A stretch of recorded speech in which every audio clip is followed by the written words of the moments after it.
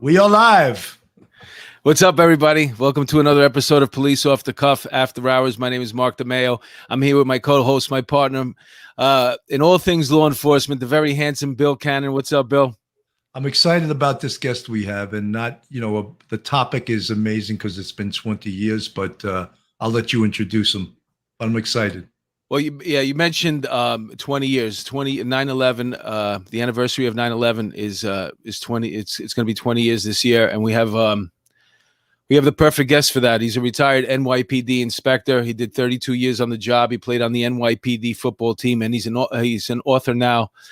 He's got a book on 9/11, also another book called Bronx Justice, an NYPD novel. Let's welcome Bob Martin. How are you? I'm doing very good, Mark. And you're right, Bill is a very handsome man. Yeah. We always put up pictures of him. Yeah, right. Well, if you pay close attention, you could see his face. He's on the side of buses. I'm not even kidding. Yeah, he had an ad for what was that? Monroe College. Back in the day. Yeah. Let me tell you something. It was a good picture. Good for you. That was a good picture. You can't. I would pay money to have my face on the side of the bus like that, going all over the city. Yeah, good for you, Bill. Guys, just to get the audience sort of oriented to what we're going to show, I just want to show a quick. We'll share this quick video, and it gives you an idea of the chaos and everything that was happening on that day of 9/11. And we'll share it with our audience, and I'm gonna play it right now.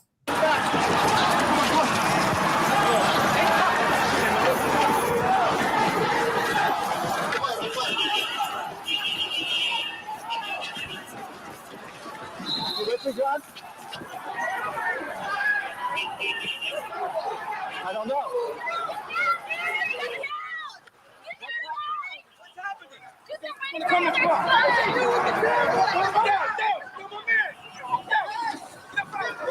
Let's just get back.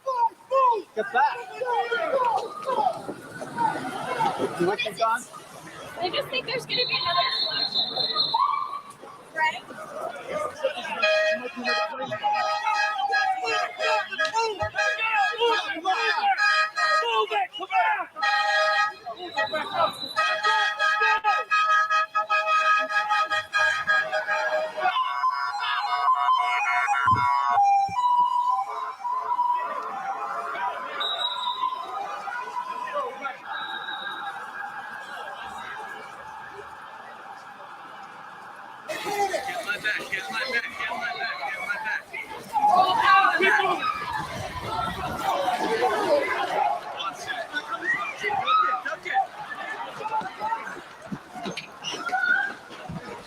Anthony, you okay? Yeah.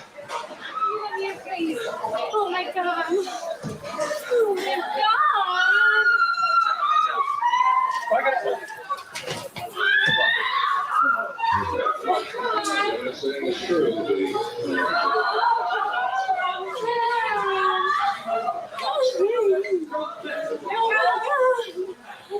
Building completely down.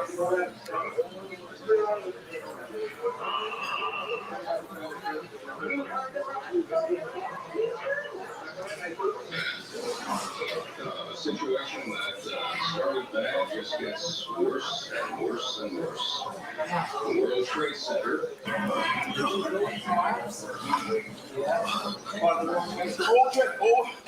my God. Was that so?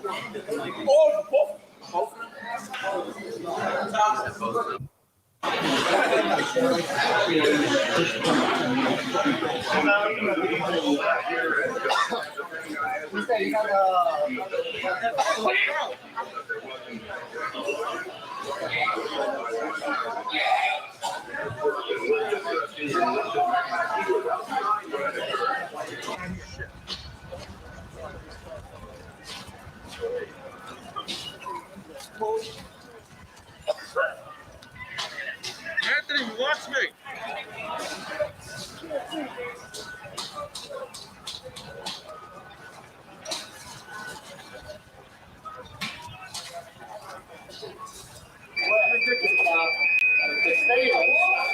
You said you were there, you are out here.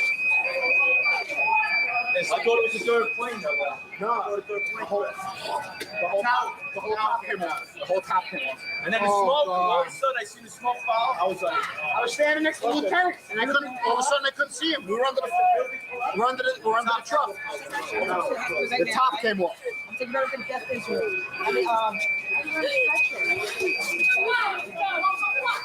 And the fire door on 76 was locked. Anthony, let's get the fuck out of here.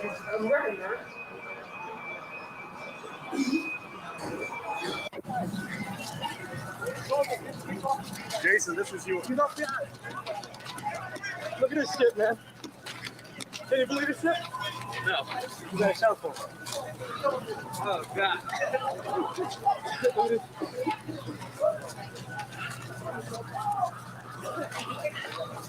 Anybody need some water? I expect an 8x10 glossy.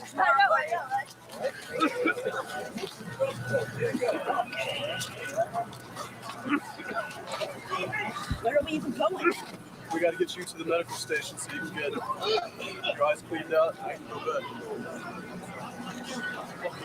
Where's the medical station? 100 feet ahead. Everybody go straight. This ambulance is about 100 feet ahead.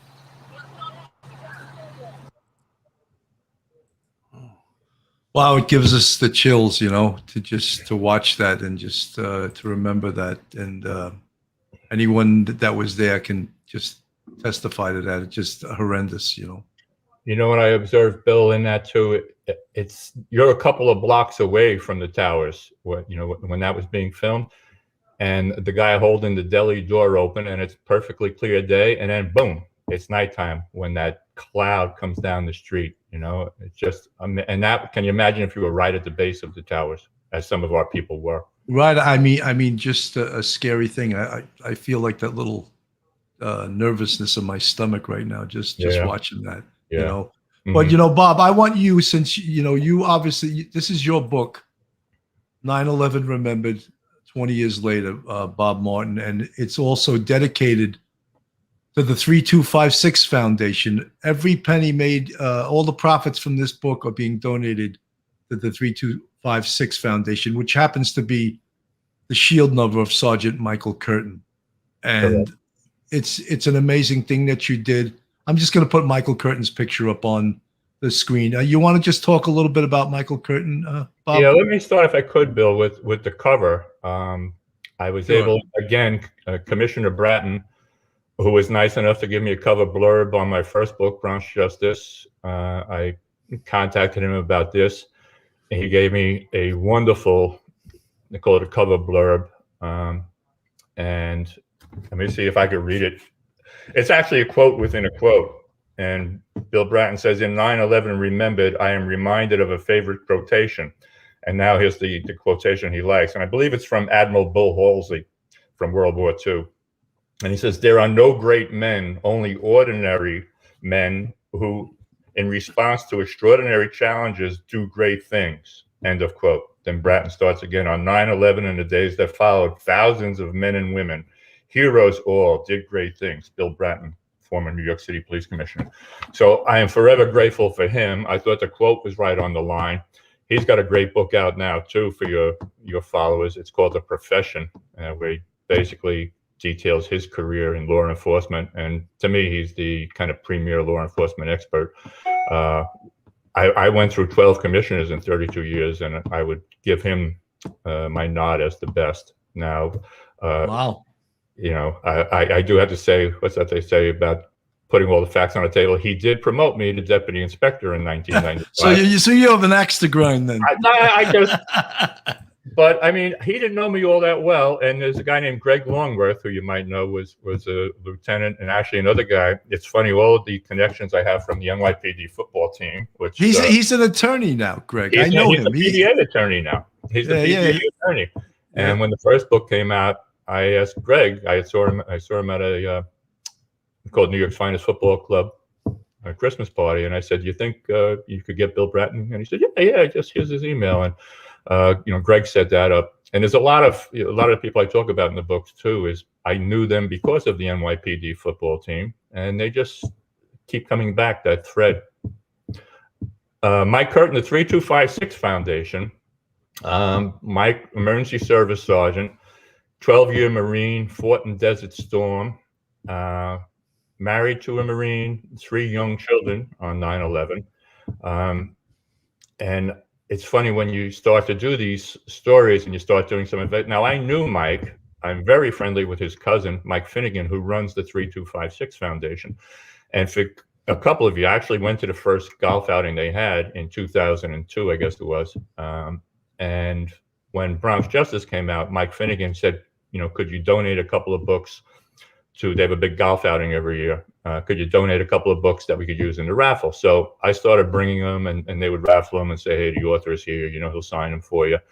And then when I started to write this book, and it really started to fester in my brain around January, I said, there's no way I could make a dime off this book telling these stories of people who sacrificed their lives to save or serve the city of New York. So I called Mike Finnegan and said, how about we team up and all the money will go to the 3256 Foundation. So that's where it's going. And it's the 3256foundation.org if someone wants to go online, see what it's about. But it's basically a Marine, USMC, NYPD. But I started to do the background on Mike, and I had the terrorist task force, and I was asked to join the International Association Chiefs of Police, their committee on terrorism, back about 96. And in 2002, Oklahoma City started, they called it the Memorial Institute for the Prevention of Terrorism, because they had the bombing in 95, of course, that killed 180 people. Timothy McVeigh, a cowardly dog, blowing up a building with men, women, and little babies in it. So they flew me out there a couple of times to kind of sit on their panels as they set them up and advise them. And if anybody ever gets out to Oklahoma City, the memorial is just breathtaking, absolutely breathtaking. Bob, can I just interrupt you for 1 second? Sure. What really touched me in the book was when he was searching. I can't even say it. Mm-hmm. All right. Well, that's what I was getting to. So Mike is one of the crew of cops and firemen who in April of 95, when McVeigh bombs the Murrah building in Oklahoma City, we send a contingent right out, I guess FEMA trained or whatever, and mostly a lot of emergency service guys. And they're there the next day, if not earlier. And they're there still when the building is collapsing. There's still a lot of danger. And Mike is digging, and he sees buried in rubble the blue pants with the red stripe. Very distinctive. It's the Marine dress pants. And he calls the rest of some guys over and says, we got a Marine here. We got to get him out. And they dig for 5 hours with the building still collapsing around them, dangerous. And eventually they get the body of a Marine captain who was working the recruiting station in the building. So Mike gets 5 other Marines, and they put the body on a Stokes basket, and they cover it with the flag, and they march out singing the Marine Corps hymn. The Randy, I can't think of his last name now, the captain, his family came to New York years later to thank Mike. But to get back to the museum, you see they have all the chairs that light up at night. They reflect in this pool, and then they have a museum. So when I'm there in 2002, I'm walking through the museum, and I enter a room, and there's an NYPD flag and a FDNY flag, and they are honoring at Oklahoma City all of the NYPD, FDNY people who responded to Oklahoma City in 95, who then got killed at the Trade Center. So they have a locker with Mike Curtin's emergency service helmet in it, a picture of him. And, like you said, it just kind of sent shivers down my spine. But that's the kind of guy he was. I've been at all these 3256 golf outings, and usually people from emergency service will speak, and they all say, Mike wasn't coming out of that building if there was anybody still left in it. So there was no doubt. But that's, I actually met him right before 9/11. I was taking the CIC course, and he was one of the presenters for. He presented the ESU section of it. So, but that was my totality of knowing who Mike Curtin was until, of course, I read about him after this tragedy occurred. Yeah, just But there were so many of our people, that I mentioned in the book. And one of the reasons I wanted to write the book is with everything that's going on now with the anti-police rhetoric and the stuff that people are putting up with are men and women in blue on the streets of New York. You know, the abuse that they have to take now. And I actually said at one point, I named a number of people that I knew who died on 9/11. And I said, if any of these heroes came back to life now and put the uniform on and took to the streets of this city, they would be subject to the same scorn, abuse, and ridicule that their current brothers and sisters are. And it's just, you know, what happened in the 20 years? I don't know how we went from being the heroes to being people who are spit upon, you know? Yeah, it's incredible. I think it's a sort of the politics of the times, you know, that it's just sickening. Bob, I'm going to put up another picture, and again, this is, as I said before, this is almost like a PowerPoint for you, and I'm sorry they're out of order in the way you sent me them. But how about this fella? That's John O'Neill. I knew John. He was the assistant special agent in charge of the New York office. I met him when he was still down in Washington, D.C. In 96, I went to my first IACP convention in Phoenix, Arizona, and I met John there. And John was in Washington, but he told me he was coming to New York soon. And he started, we gave a talk at a symposium on terrorism, and John was talking about Osama bin Laden. And I really had not heard of him, even though I had the terrorist task force since 93, I guess I went to special investigations. John was talking about him in 96. He continued talking about him. He came to New York in 97. We became pretty good friends. And I see him at a IACP, just the Committee on Terrorism conference in Alexandria, Virginia in August of 2001. Now, I was retired. I was in the private sector then, but I was still on this committee. And John comes up, and he was one of these guys who give you like a back rub. How are you, Bobby boy? And he goes, listen, I'm going to be seeing you soon. I'm coming to New York. I pulled the pin. So he's leaving the FBI. So I said, so what do you got? I know you got a job in New York. He says, I don't want to let the cat out of the bag. It's not a done deal yet. But when I come up, I'm going to give you a call. So on the night, the day before 9/11, on September 10th, I'm sitting in my office, and I get a call from another FBI friend who says, hey, your buddy O'Neill's got a big job in New York. And I go, you know, I saw him last month. He told me, but he didn't tell me what it was. He said, he's the director of security at the World Trade Center. And my exact words were, well, he's a lucky freaking guy. And he says, well, why do you say that? I go, well, they bombed it in 95. Lightning doesn't strike twice in the same place. So we have a conversation. I hang up. The next day, boom, 9/11. Now, a lot of people might not notice, but basically in Manhattan, where I was working, there was no communication, no phones, no cells. You know, internet was kind of out anyway. So I was there until about 10 o'clock at night. The phones came back, and this other FBI guy who had called me the day before says, do you remember our conversation from yesterday? I said, I can't forget it. He goes, O'Neill's missing. And they found his body a couple of days later. And if people are looking for a really nice, I shouldn't say a nice show, a good show, I just saw this series called The Looming Towers on Hulu. And it's basically about John. It's about a 5-part series about things leading up to 9/11. And Jeff Daniels plays John O'Neill. And he should get an Emmy. He knocks it out of the park. And I spoke to one of my FBI friends, and I was telling him what a job Daniels does. And he said, I think he worked with John's son, because John was a kind of a bon vivant, hung out in the lanes, ran with the fast crowd.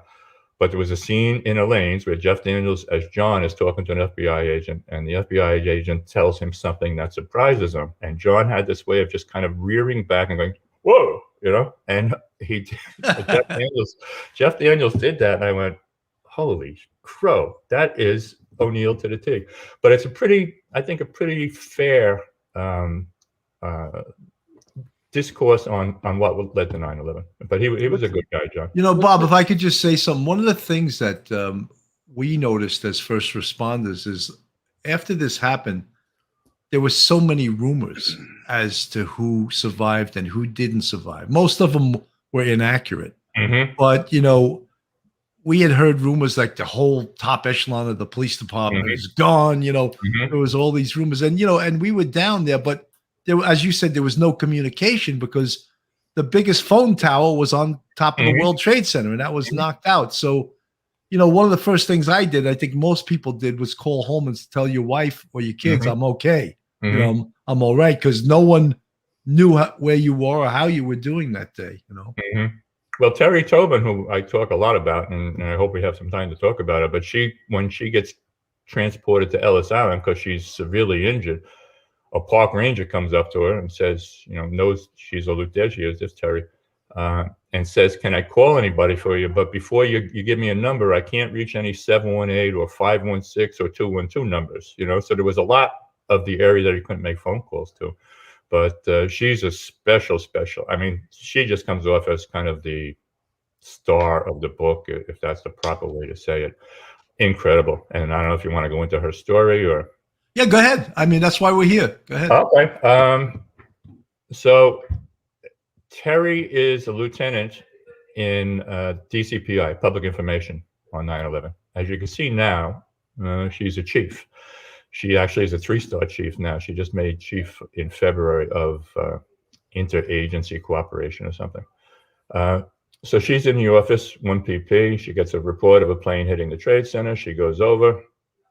She goes into detail about seeing these people jumping and how horrendous it is. And it's funny because Pete Moog, who I also mentioned in the book, had told me about Terry, and I called Terry, and I knew Terry. Terry actually got me a job at Malloy College teaching when I first retired. Pete Moog had told me about it, that he had run into her after she was injured. So I called her and said, you know, can we talk about it? You know, and she said, yeah, give me a call. And there's Pete Moog, my man Pete. And that's Pete and Cardinal Lignan and Terry. That's St. Patty's Day 2002. It's the first time they saw each other since 9/11. But Pete told me about Terry. So I called Terry and said, you know, can I do an interview with you? And she said, yeah, I'm a little busy today. Can you call me tomorrow around 10 o'clock? And I call her and she goes, Bob, I hate to tell you this, but I just got an emergency meeting. So we'll have to set it up for another time. But I checked your email because I emailed you my recollection of what I did that day. So I go, all right, I'll check it out and then I'll get back to you. I'm sure I'll have a lot of questions. And I go on my email and I read her first person recollection of 9/11 and it just knocks me out. I read it again and then I read it a third time because I can't believe what I'm reading. And then I emailed her and said, Terry, we don't have to talk. With your permission, I'll run this pretty much exactly as you said it because it's just unbelievable. She's at the bottom of the South Tower as it comes down. She's right at the base of it. Her first instinct, she hears rattling and rumbling, and she thinks it sounds like an L train. And then she realizes there's no L trains there. And she looks up and the building's coming down, and her car is parked near her. And her first instinct is, let me run into the car, you know, to seek shelter. Luckily, she can't do that. When the building comes down, the force of that wind knocks her out of her shoes, propels her across West Street. So, I mean, you got 3 lanes in each direction. It's got to be 60 feet wide. She lands on the other side of West Street in front of the World Financial Center. It's pitch black. She's trapped in debris up to her waist. Can't breathe because it's so thick, the air. And again, she had seen Joe Dunn right before the buildings came down. And Joe Dunn was our great former first deputy commissioner. And right before the buildings came down, now both towers were hit. She sees the second plane hit. And Joe Dunn tells her, Terry, there's a report of a third plane. Why don't you grab a helmet from emergency service? So she gets the emergency service helmet, which for people who weren't in the department, that's a heavy-duty Kevlar bullet-resistant helmet. It's not the plastic riot helmet that we wear when we go out on things. She has that helmet on. She gets propelled across the street, knocked out of her shoes. She's trapped in debris. And she says she hears and feels, but more hears a thunk. And her helmet falls off. It's cracked in half. And she feels blood running down her neck. And she reaches up and she has a 4-inch piece of concrete embedded in her skull. Wow. No doubt in anybody's mind, Bill and Mark, that she does not have the helmet on. She's beheaded, right? So, I mean, you talk about God having his hand through Joe Dunn or whatever. She's trapped in debris. She can't breathe. She sees a fireman who's also trapped, but he's getting out. And he says, there's still stuff coming down. Stay down. If you can, pull your shirt up over your mouth and nose, which she does. And then she hears moaning and she reaches out and she feels a hand and she thinks it's a man's hand. And she says, all right, mister, you know, I'm NYPD. We're going to get you out. If you can pull your shirt up over your mouth, do it. And eventually she's able to free herself enough where she goes to pull on this hand and arm. and finds she's holding a hand and an arm. There's no Oh, body God. to it, right?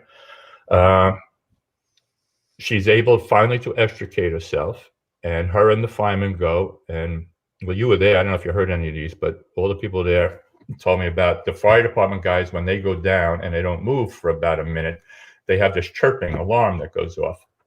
So they hear chirping coming from under an ambulance, and it was a fireman who had crawled under an ambulance. And then when all the debris came down, he wasn't hurt, but he was trapped in there. So they dig him out, and then the North Tower comes down. She starts to run across the street. She's again propelled. She's hit in the back with something. She doesn't know what it is. And she goes down. Eventually, she makes her way into an apartment in Battery Park City. And she sees all the elevators are open on the ground floor, and she figures everybody evacuated. And then she hears something, and she goes to a stairway and opens the door, and everybody in this apartment is in the stairways. So some people have gym clothes on, some people have suits that they're going to work, but they're all in the stairway. And she says, folks, we got to get out of here because this building could come down too. She actually thought when she was trapped and she hears explosions, she says, now they're bombing us. I don't know who they are, but they're bombing us. And then she realizes later that it's the cars exploding, the police and the fire trucks and all that, their gas tanks exploding. So she decides she's going to get the people down to the river because she knows the river is clear, but she knows the other way is a mess. And she starts to bring them out of the apartment, and now it's going to that gray mist again, the gray fog, more or less, of all this debris. And she sees two guys with Taru T-shirts, and she calls, Taru, come here, I need help. And it turns, it's Pete Moog and his partner, and she knows Pete. So she says to Pete, we got to get these people down to the river. And Pete says, Terry, we got to get you down to the river. You got a piece of concrete in your head, and you got a 2-foot piece of plate glass sticking out of your back. You look like a shark. And Terry's like, no, I'm okay. Help me get him down. And eventually they get her onto a van that's taking people down to the boats.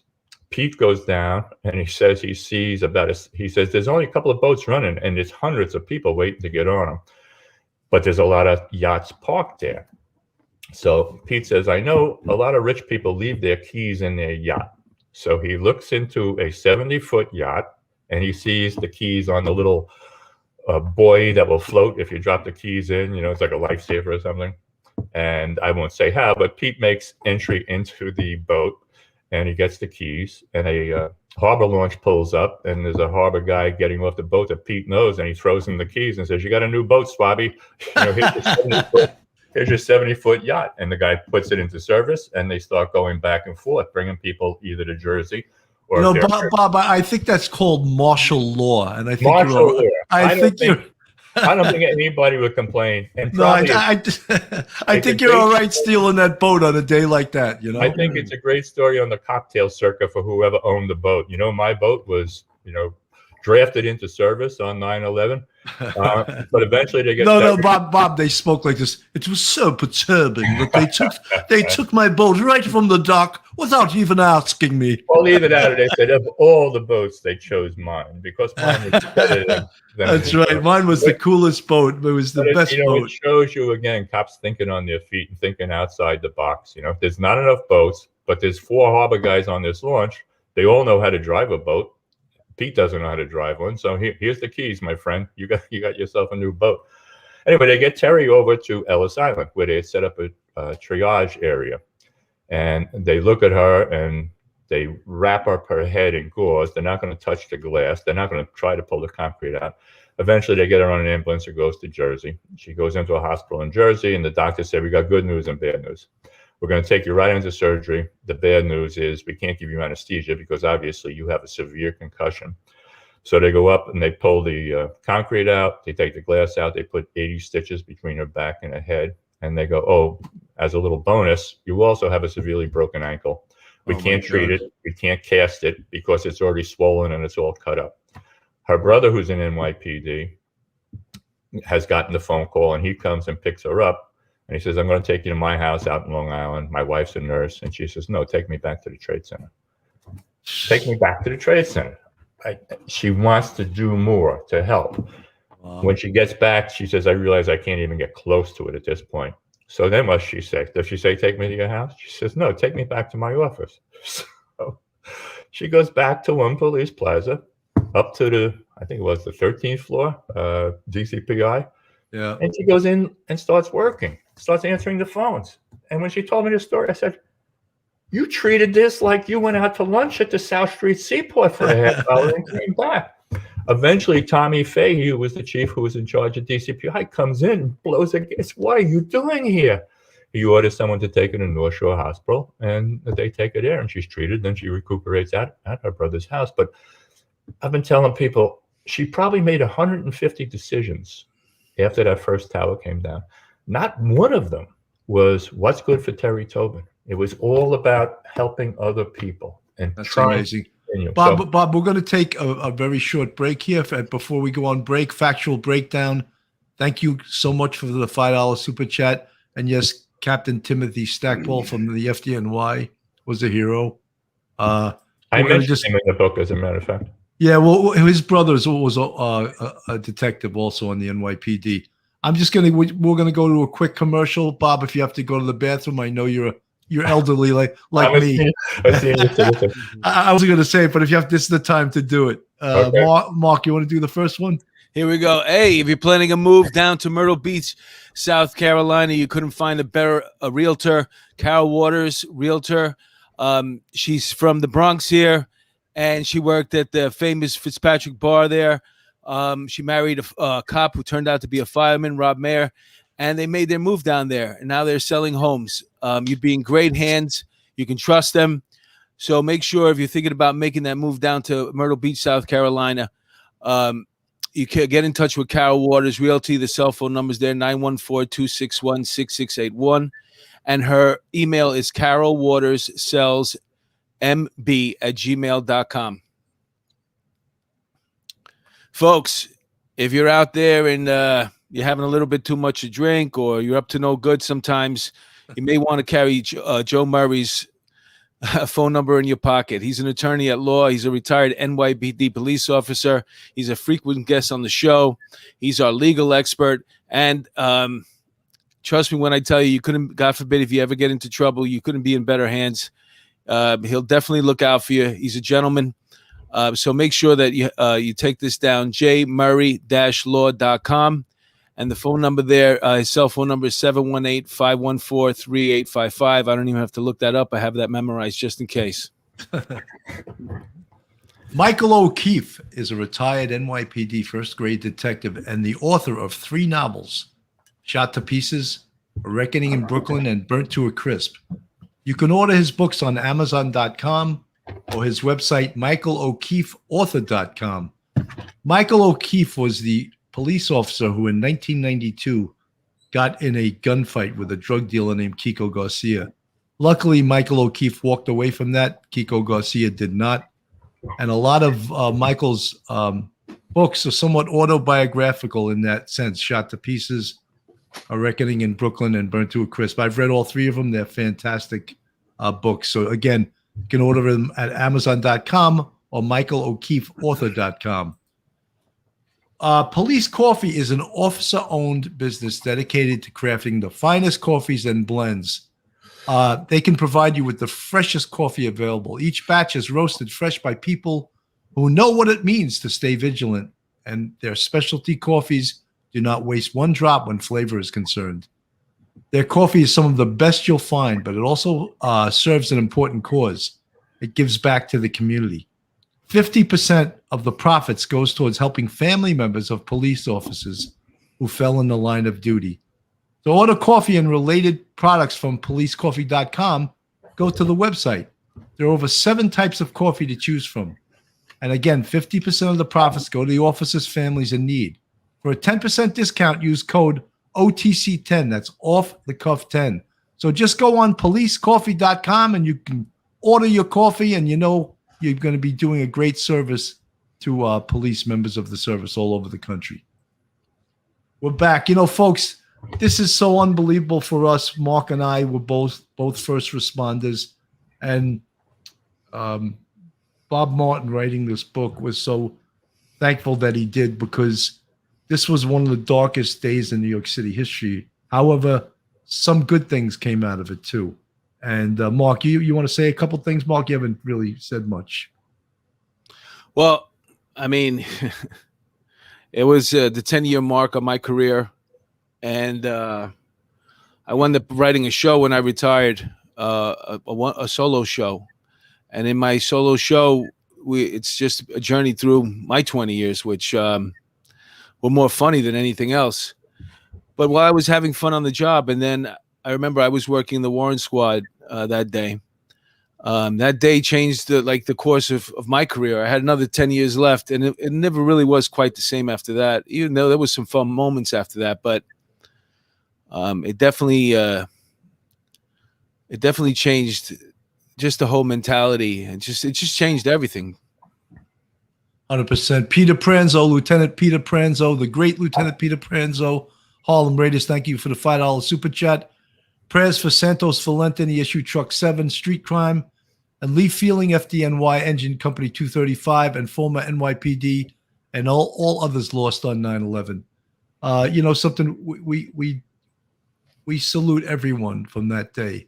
All people that lost their lives, not just first responders, but especially first responders. But we salute everyone because civilians went to work that day doing the right thing, and then their building they're in gets bombed. And, you know, we salute everyone. Jen Lo, thank you so much for the $5 super chat. She says, thank you for all your service. You're all heroes in our eyes. You know something?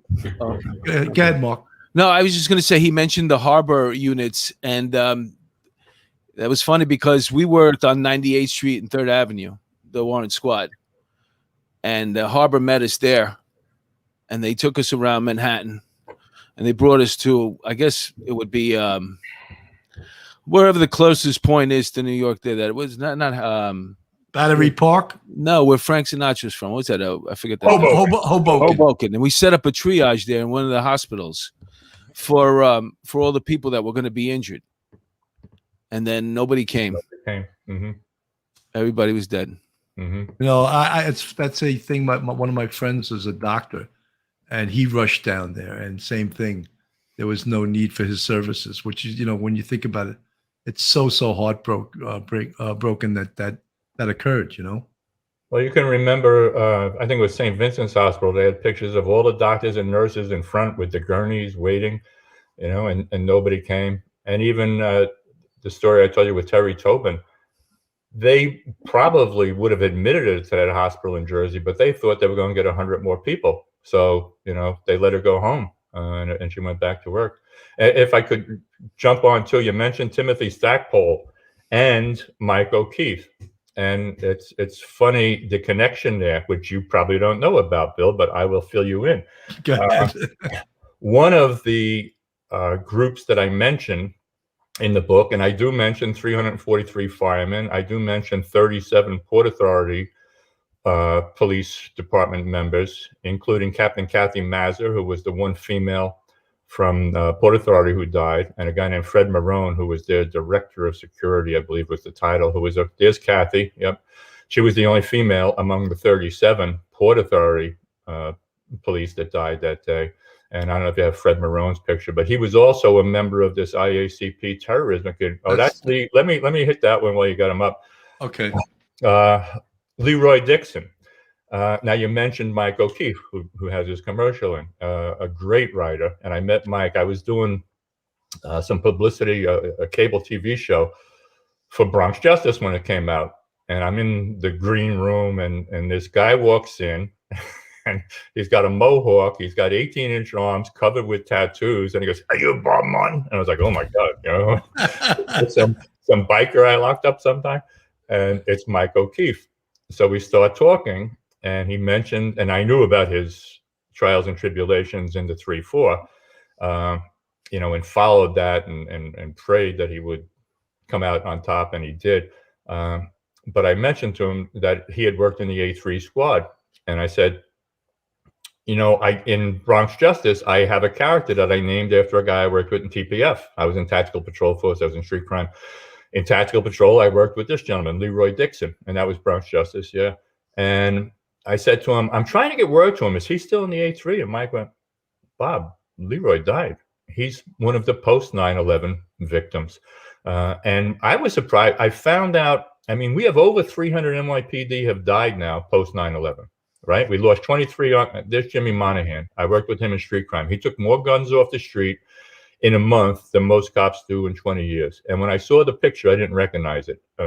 Keith Ferrara, I did karate with. He could kick and knock your teeth out when you were holding a bag. And I actually helped get him into mounted. And he had a full head of black hair. And when I saw he was dead, they had Brooklyn court section. So he must have got too sick to ride the horses. Great kid, young guy with a family. But these are all the post 9/11. All right, now this is a happy story. Stevie McAllister was the captain of Taru, and he's there that day. And when the North Tower goes down, he's not there for the South Tower. He gets there for the North Tower, knocked off his feet, crawls around and finds an SUV, and he figures they have a pretty big wheel well. He goes into the wheel well, and all the debris is coming down. And his son had just been born, Stevie Jr., and he said, "Dear God, please let me live to see him grow up."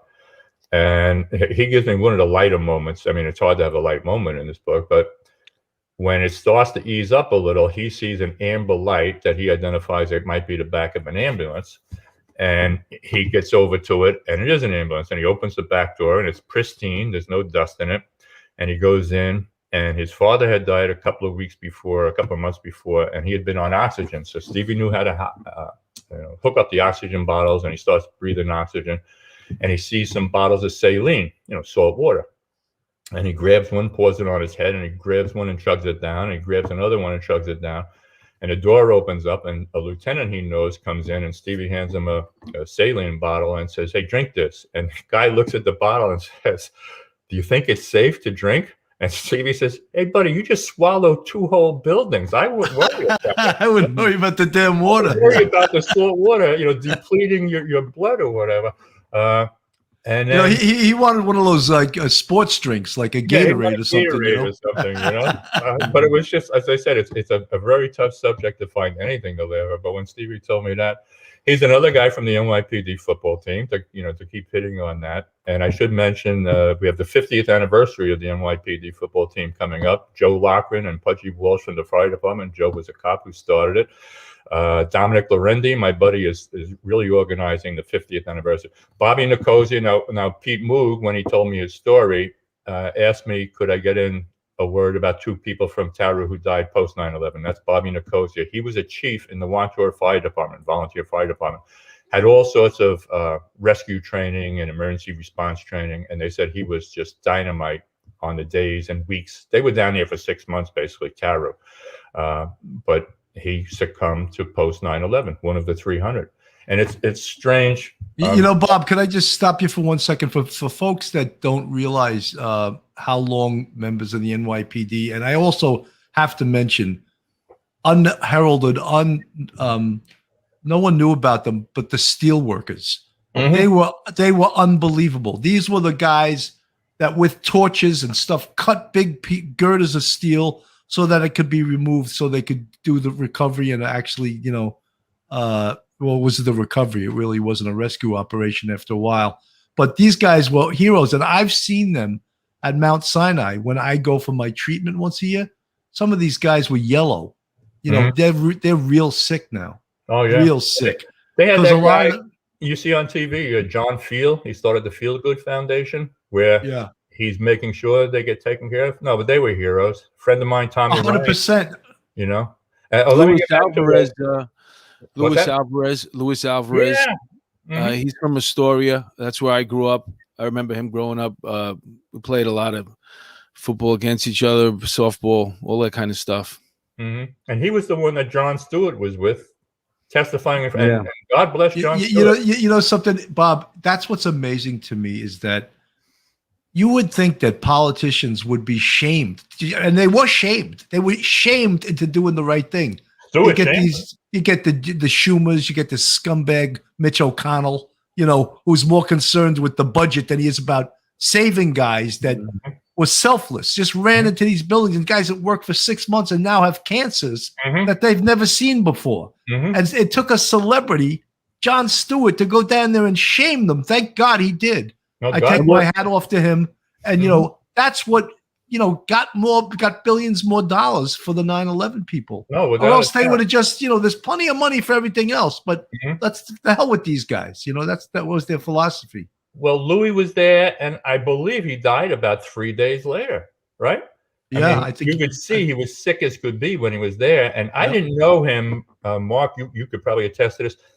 People tell me he was a weightlifter. He was a Yeah. big, bulky guy, and then a couple of people sent me pictures because I had only seen him in this, in his last days, and it was so sad. But yeah, for John Stewart. Also, you mentioned Timothy Stackpole.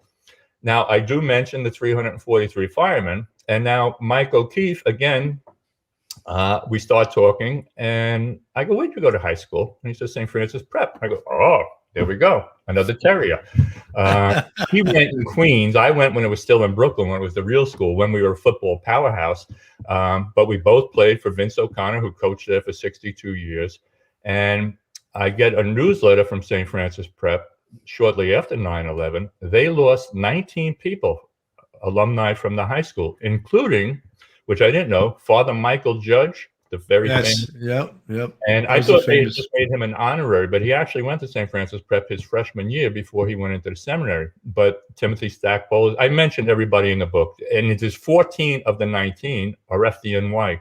And I go, I don't know, what the record is for a high school. Now, that was a small high school when I went there. Now it's the largest non-diocesan Catholic school in the country. And the building they're in now, right off the LIE and Francis Lewis, is 10 times the school, as big as the school I went to. But it just grabbed me, so I had to include them. But Timothy Stackpole was mentioned, and he played football as a prep too. Angela Ang, thank you so much for the $4.99 super chat. Fidelis ad mortem. For you guys that didn't study your Latin, that's faithful until death, and that's one of the mottos of the NYPD Honor Legion. Isn't that correct? That's Fidelis correct. ad mortem, and that's so. Thank you, Angie Yang. I have to, Bob. We have about like 13, anywhere about 15 minutes left. I got to go to this iconic picture here. Okay. You want to talk about that? All right, Moira Smith, who most people have heard about. She was we lost 23 NYPD. She was the one female NYPD officer who died that day. Thank you to the Daily News and Corey Sipkin for giving me permission to use that photo. And that's her leading a bloody broker out of the South Tower. Now, did she stay outside and sit with him, put him in an animal? No, she went back in because that's the way she was. And a lot of people there say that she probably saved hundreds of lives that day. She was just very calm, telling people to get out, exit to your left. And again, you start to do these, and it's like an onion. You peel back the skin. So I had heard about her. I knew that she was our one female. She was actually in the 13th precinct, and she saw the plane strike from the 13th. She reported it on the air, and then she went down there. Didn't have to go back into the building probably, but she did and died. And she left behind her husband, Jim, who you said you knew, Bill. Yeah. And this is, thank you for this one.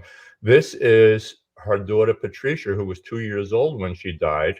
And her husband, Moira's husband, Jim, getting the Medal of Honor at Carnegie Hall from Rudy Giuliani. And if I could, a friend of mine, Peggy Harrington, wrote a poem, and it's funny. I see her about 2 weeks ago, and I mentioned that I wrote the book, and I mentioned some people who are in it. Now, she's a civilian, a friend of mine, her and her husband, Jim, friend of my wife and I, and we go to dinner, and I mentioned the book, and I mentioned Moira, and she does a double take. She goes, the girl in the red velvet dress.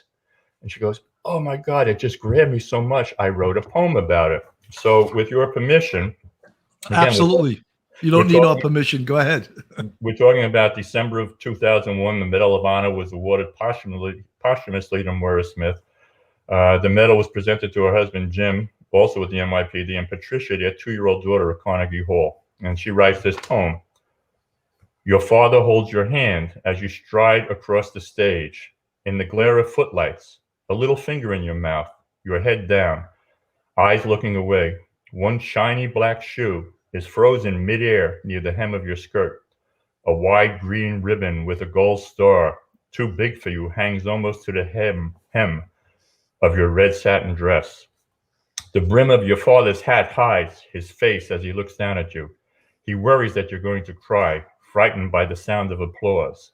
You feel the tightening of the grip of his white-gloved hand. Your father looks strong in his uniform, just as your mother did. You can't find her. Wow. No matter where you look. You sobbed as your father arranged your hair this morning, fixing in place the barrette that now gleams in the photographer's flash. And that's Peggy Harrington, a friend of mine. And you know what it makes me think of, Mark and Bill, is so we knew about Moira. We might have been familiar with that picture. Her 2-year-old daughter, who's now 22, is in the University of Alabama studying to be an athletic trainer. Wow. But how many daughters are out there? 3,000 people died that day. How many others don't have a father, don't have a mother, that have similar stories that we don't know? And it seems to me, again, that the public has kind of put everybody, those 3,000 people, it's in the rearview mirror now, and even now the families of the 9/11 victims are demanding that President Biden release all the information we have on what the Saudi Arabians government, what their role was in 9/11. Why is it a secret? Why are we keeping that from people who lost people? And they basically said if he doesn't release it, they don't want him coming to 9/11. And I don't know why you would not. I'm sure there's political reasons, and I don't know if it's oil or whatever, but come on. If they had something to play, if they didn't, put it out there. If they did, put it out there. Unbelievable. Aaron Rodriguez, thank you so much for the $9.99 super chat. Bill Ryan from Ryan Investigative Group, thank you so much for the $5. Billy super Ryan, chat. an old special frauds detective. That's right, a great guy. Great, something. Bob, you're so good at telling these stories. We all get like choked up. There you go. No, that one got me just when I hit that about her holding her father's hand and she's looking for her mother and can't find her, and she's never going to find her. I used to work at Pete's Tavern, and years ago, Buster Smith is a former NYPD, and he is the uncle to James Smith. Okay.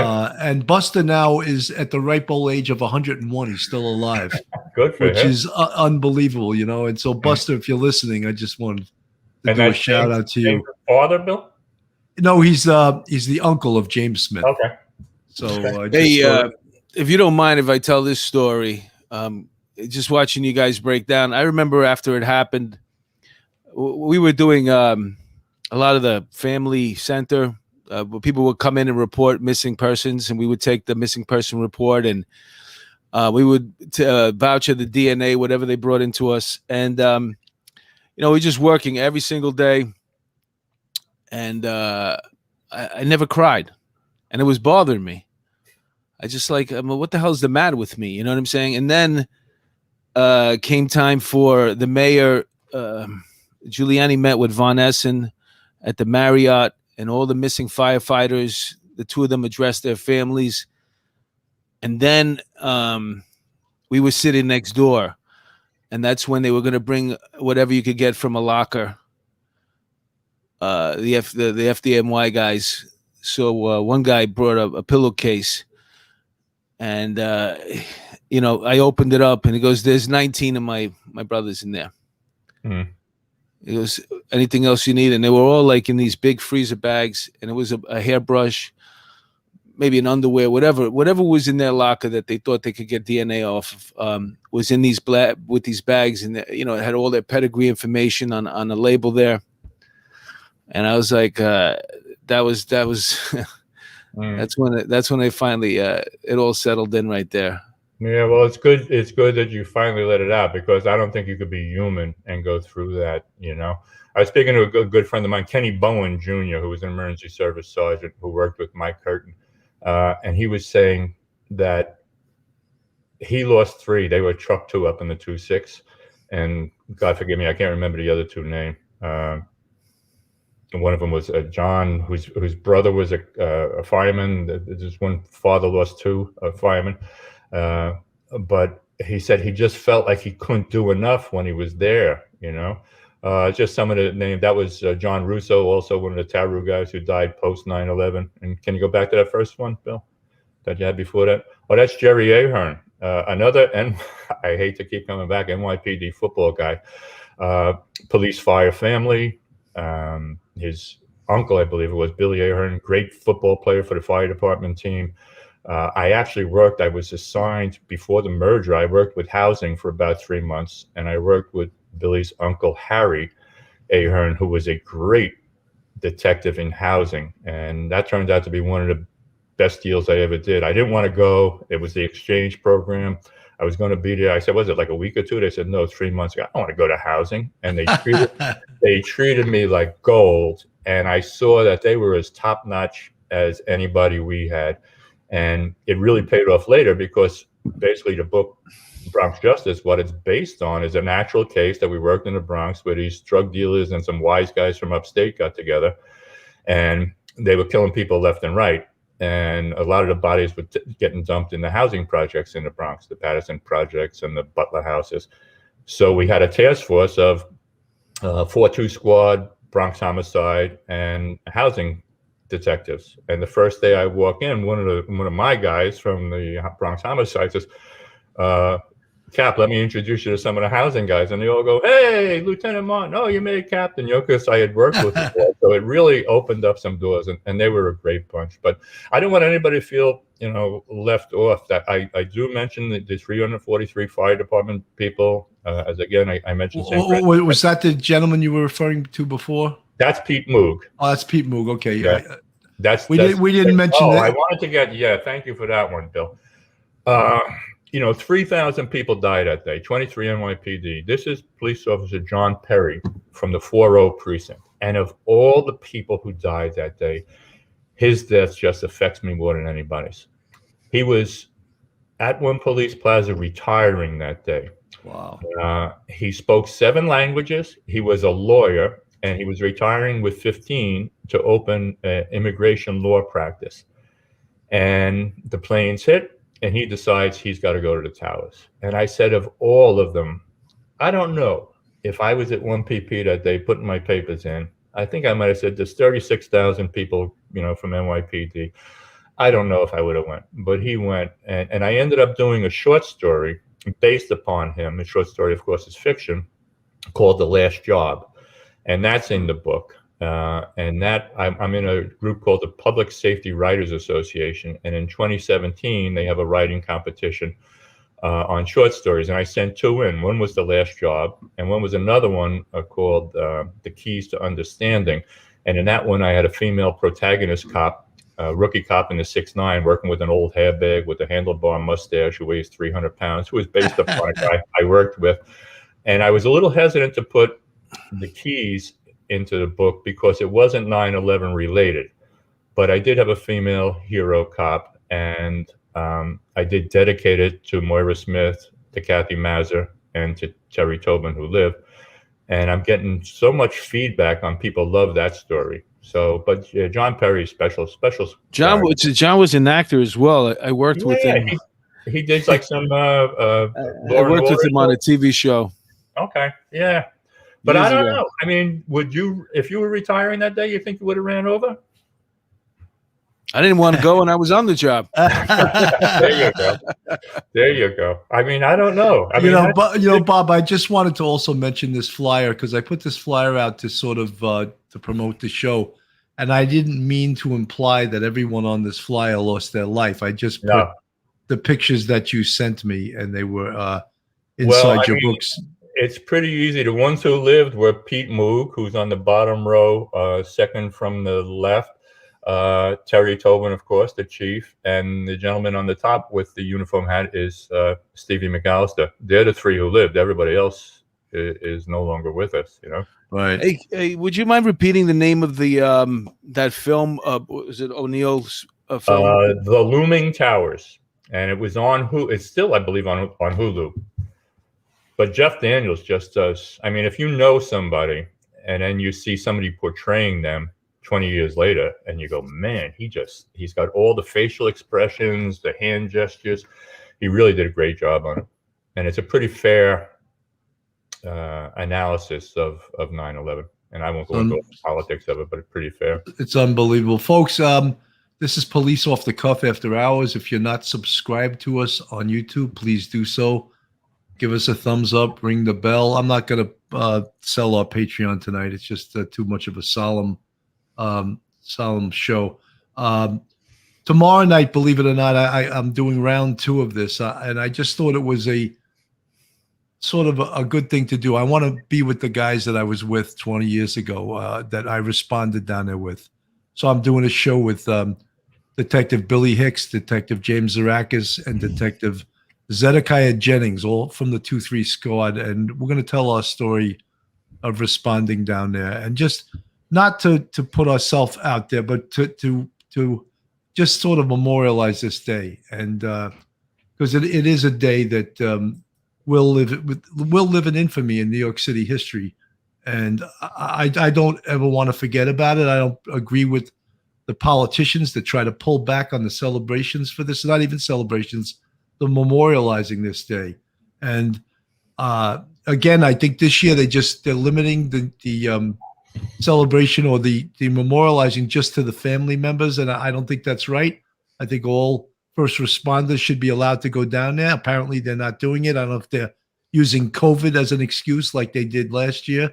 They didn't even want to do the lights last year, and the SBA and some of the other unions went crazy and they relented. Even the governor who just stepped down, he was against it too. So without getting political, I think that it's an important thing to keep honoring the people, the 3,000 people that lost their lives that day. Mark, final words? I just want to thank Bob. That was great having you. Thank you, Mark. I enjoyed the stories. Thank you so much. If I could just jump on what you said, Bill. So you think people are saying, I don't want Terry Tobin at this memorial this year. And she says she goes every year right after she calls Joe Dunn and says, thank you for telling them to put the helmet on. So maybe they should rethink that policy. I think so too. I think politicians are so misguided and they have no clue. They should have been running into those buildings like the 23 NYPD officers and the 36 Port Authority and the 334 firemen that lost their life. And I'm sure 343. Yeah. I'm sure that they would change their whole act. I want to put up on the screen, this is how you can donate, the 3256 Foundation, 3256foundation.org. You'll pull up the website. You can donate right on that website. If you want to order Bob's book, it's available on Amazon, Bob? Yes, sir. So Amazon.com, it's called 9/11 Remembered 20 Years Later.